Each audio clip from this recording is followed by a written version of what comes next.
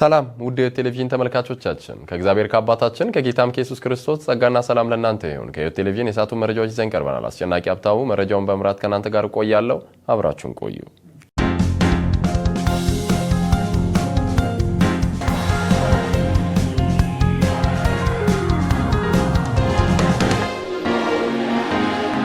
በኢትዮጵያ ቃልዮት ቤተክርስቲያን የሰብአዊ ድጋፍና ልማት ኮሚሽን በደቡብ ቀጠና ጽህፈት ቤት አስተባባሪነት በጌዲዮ ዞን ዲላ ከተማ አስተዳደር በስርዓተ ጾታና ግጭት አወጋገድ ዙሪያ ስልጠና ተሰጠ። ባልደረባችን ሮማን ከሌል ተጨማሪ አላት።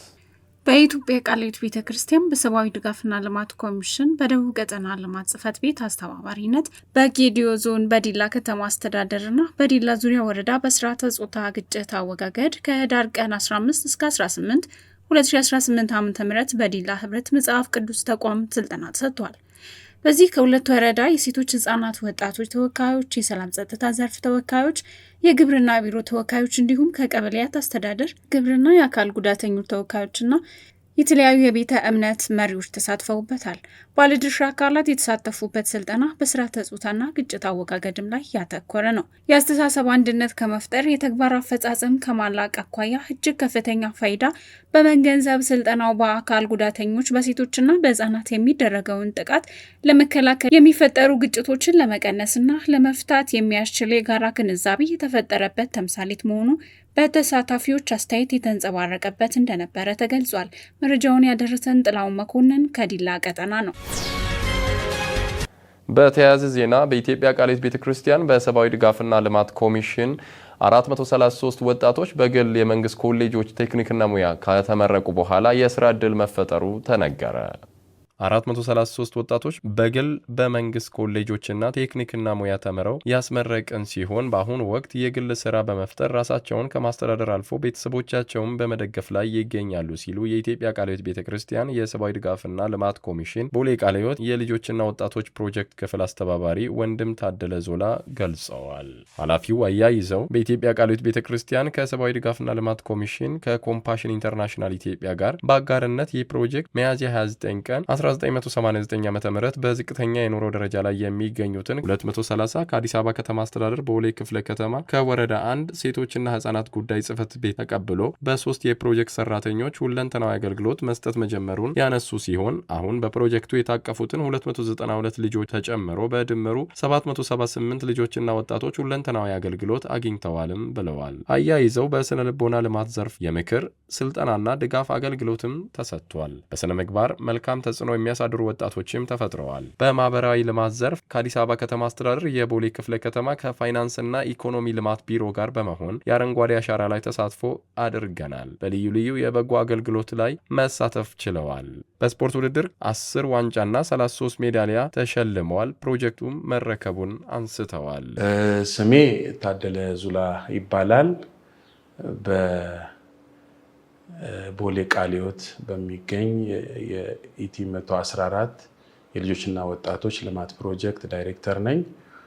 ይህ ፕሮጀክት በኢትዮጵያ ቃልዮት ሰብአዊ ድጋፍና ልማት ኮሚሽን ከኮምፓሽን ኢንተርናሽናል ኢትዮጵያ ጋር በአጋርነት ሚያዝያ 29 1989 ዓ.ም 230 የሚሆኑትን ልጆች ከአዲስ አበባ አስተዳደር ከቦሌ ክፍለ ከተማ ሴቶችና ህጻናት ጉዳይ ጽህፈት ቤት 230 ልጆችን ተቀብሎ በኢኮኖሚ ዝቅተኛ የሆኑትን በመለየት ድጋፍ እየሰጠ ቆይቷል። በወቅቱ 3 ሰራተኞች ነበሩ። አሁን ወደ 28 ዓመት ሞልቶታል። በዚህ 28 ዓመት ውስጥ 778 ተጠቃሚዎች በዚህ ፕሮጀክት ውስጥ አልፈዋል። እያለፉም ያሉ አሉ። 292 የሚሆኑ ተጠቃሚዎች አሁን በእጃችን ላይ አሉ። ወደ 4 የሚሆኑ ዘርፎች አሉ፣ የልማት ዘርፎች። እነዚህ 4 ዘርፎች ሁለንተናዊ ብለናቸው የምንጠራቸው፣ አንደኛው በሞራል ወይም በስነ ልቦና ነው። ልጆች የመጡበት ሁኔታ ከባድም ስለሆነ በኢኮኖሚም በተለያየ ችግር ውስጥ የነበሩ ስለነበሩ እነሱ የስነ ልቦናና የማማከር አገልግሎት ስልጠናዎች ካሉበት ሁኔታ ደግሞ እንዲወጡ አስፈላጊ ድጋፎች ሁሉ ተደርጎላቸው በስነ ምግባር የተሻለ እንዲሆኑ ስራ ተሰርቷል። በዚህም ሞዴል የሚሆኑ በርካታ ወጣቶች በፕሮጀክት ውስጥ ማፍራት ተችሏል ማለት ነው። ሌላው በአካላዊው የልማት ዘርፍ ላይ ነው። ይህም ልጆች ተላላፊ ከሆነና ተላላፊ ካልሆነ በሽታ ራሳቸውን እንዲጠብቁ ትምህርት ከመስጠት ጀምሮ ስልጠና ከመስጠት እንዲሁም ሲታመሙ ሙሉ ሕክምናቸውን በመሸፈን የተሻለ ጤንነት እንዲኖራቸው ለማድረግ ስራ ተሰርቷል። አስፈላጊ የምግብ ድጋፎችን ተሰጥቷቸዋል። ለመጥቀስ ያህል ጤፍ እስከ 40 ኪሎ የሚደርስ ፓስታ 5 እንዲሁም ሩዝ 5 መኮሮኒም እንደዚሁ ዘይት እስከ 5 ሊትር በተለያየ ጊዜ በተለያየ መጠን ለእያንዳንዱ ተሳታፊ ተጠቃሚዎች መስጠት ተችሏል ማለት ነው። እንዲሁም ደግሞ በዚህ በአካላዊ ልማት ዘርፍ ቤታቸው የፈረሰ 6 ወገኖች ቤታቸውን ማደስ ተችሏል። 9 የሚሆኑ ደግሞ የቤት ኪራይ ከ3 ወር እስከ 6 ወር በመክፈል ወደ ጎዳና እንዳይወጡ መታደግ ተችሏል ማለት ነው። በዚሁ በአካላዊ ልማት እንደዚሁ ልጆች የተሻለ ነገር እንዲኖራቸው ከማሰብ ልዩ ልዩ ድጋፎችን በማድረግ ጤንነታቸውን እንዲጠብቁ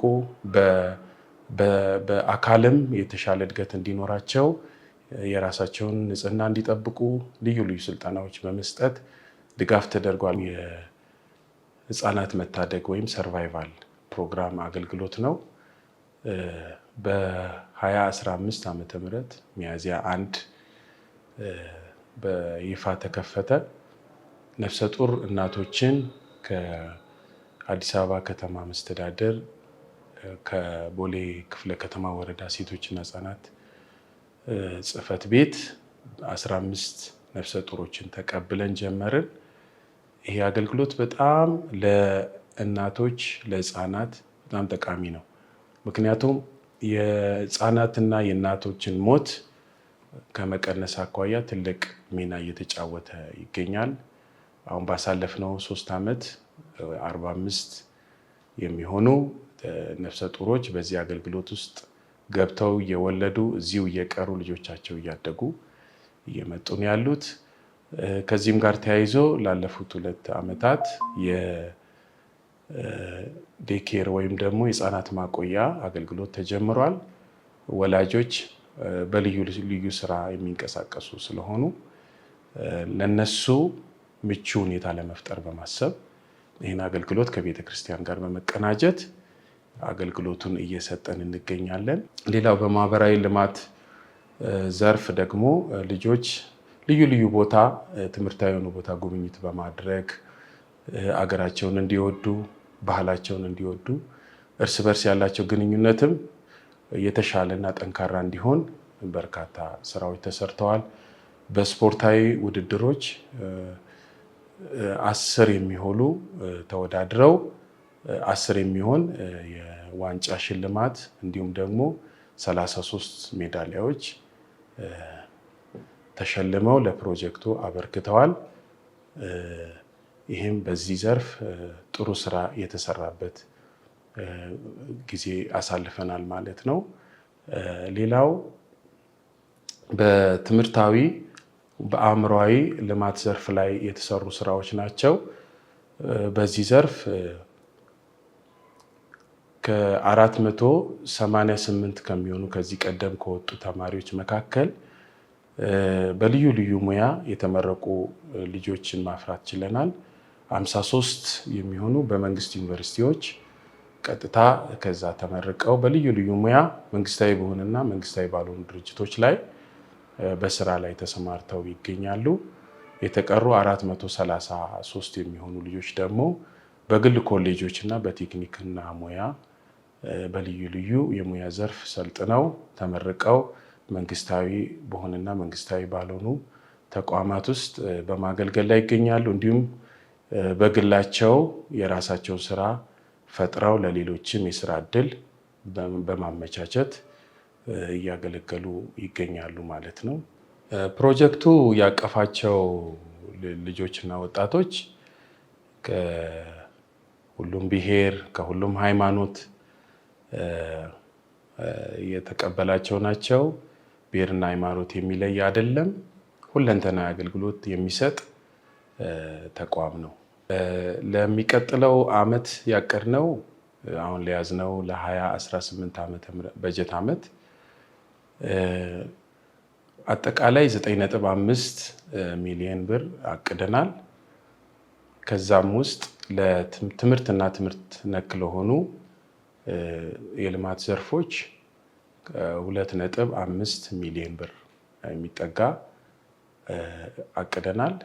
እንዲሁም ደግሞ በአካላዊ እና ጤና ነክ ጉዳዮች ላይ ደግሞ 4.3 ሚሊዮን አካባቢ የሚጠጋ አቅደናል። ለሌሎች ልማት ዘርፎች ለተቀሩት ደግሞ የቀረውን አቅደናል ማለት ነው።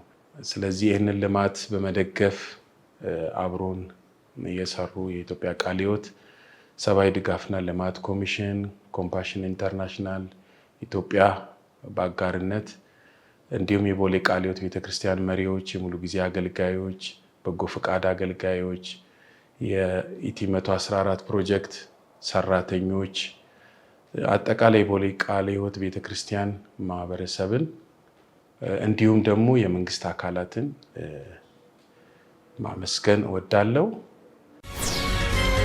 በኢትዮጵያ ቃለ ሕይወት ቤተክርስቲያን ሁለንተናዊ የልጆች አገልግሎት በምስራቅ ልዩ አጥቢያ ቤተክርስቲያናት ህብረት በድሬዳዋ ቃለ ሕይወት ቤተክርስቲያን ስልጠና ተሰጠ።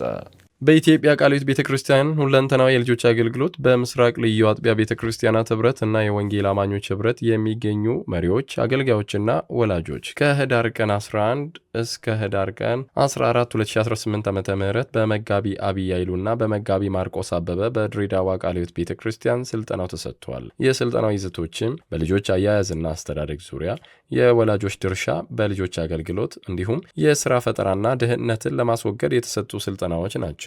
የፕሮግራሙ ተሳታፊዎችና ሰልጣኞች ከጅግጅጋ ዙሪያ፣ ከሐረር፣ ከሐረማያ ዙሪያ፣ ከጨለንቆና ቀርሳ እና በድሬዳዋ ዙሪያ ያሉ ቤተክርስቲያናት ተሳትፈዋል። የኢትዮጵያ ወንጌላዊት ቤተክርስቲያን መካነ ኢየሱስ የልጆችና ወጣቶች አገልግሎት የቦርድ ስብሰባውን በጉዲና ቱምሳ ሁለንተናዊ ስልጠና ማዕከል አካሂደዋል። ባልደረባችን ሮማን ከሊል ተጨማሪ አላት።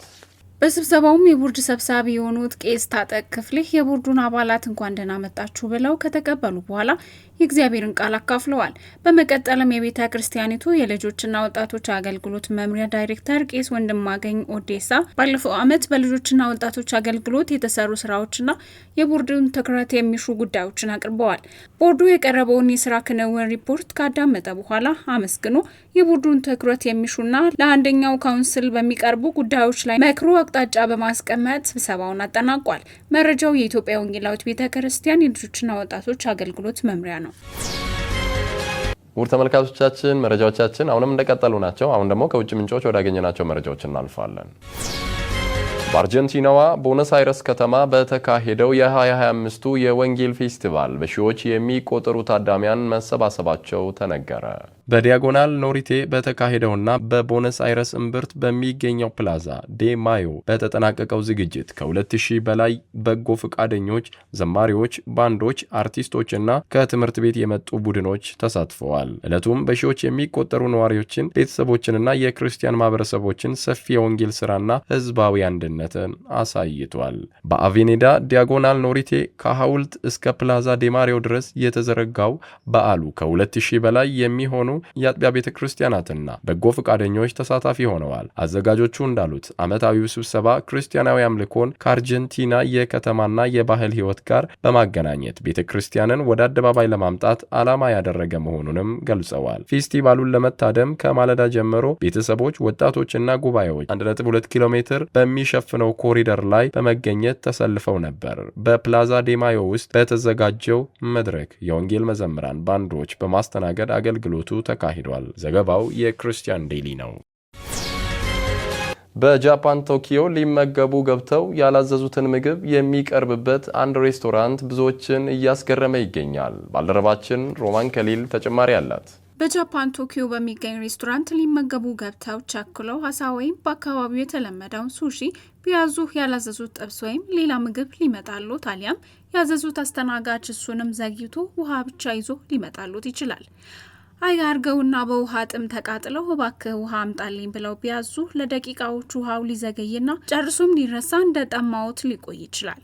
በዚህ ሬስቶራንት ያላዘዙት ምግብ ማምጣት፣ የታዘዙትን መርሳት ለአስተናጋጆች የተፈቀደ በተስተናጋጅም የተለመደ ነው። የሬስቶራንቱ መጠሪያ በራሱ የተሳሳቱ ትዕዛዞች የሚቀርቡበት ሬስቶራንት ኦፍ ሚስቴክ ኦርደር ይሰኛል። በዚህ መሳሳት አስተናጋጆቹን ያስቀጥራል እንጂ አያስባርርም።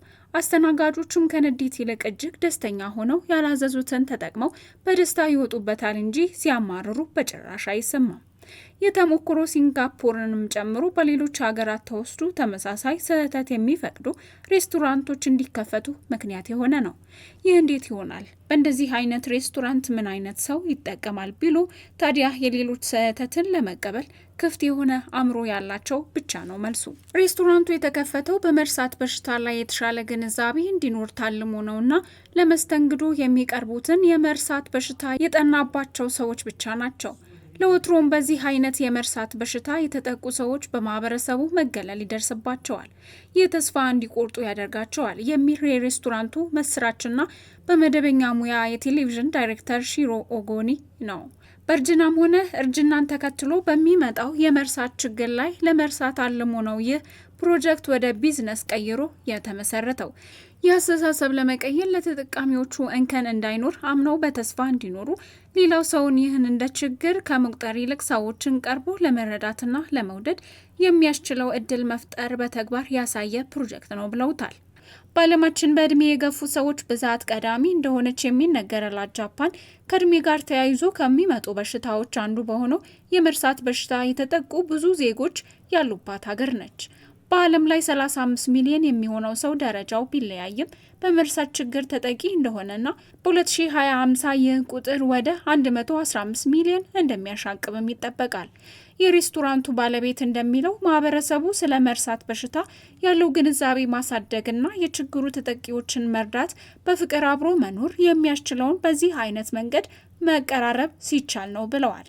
ታዲያ ያዘዙትን ቢረሱ ብዙ ፍቅር ከሚሰጡ አስተናጋጁ እርሶም የሚሰጡትን ትልቅ ክፍያ ፍቅር ነው። መረጃውን ከኢቲቪ መዝናኛ ኒውስ አገኘ ነው። ውድ ተመልካቾቻችን መረጃዎቻችን የተከታተላችሁትን ይመስል ነበር። መረጃዎቹን በመምራት እኔ አስጨናቂ ሀብታሙ ከመላው የህይወት ቴሌቪዥን ስቱዲዮ ባለሙያዎች ጋር ከእናንተ ጋር ቆይታ አረኩኝ። ከቀሪ የህይወት ቴሌቪዥን መሰናዶዎች ጋር መልካም ቆይታ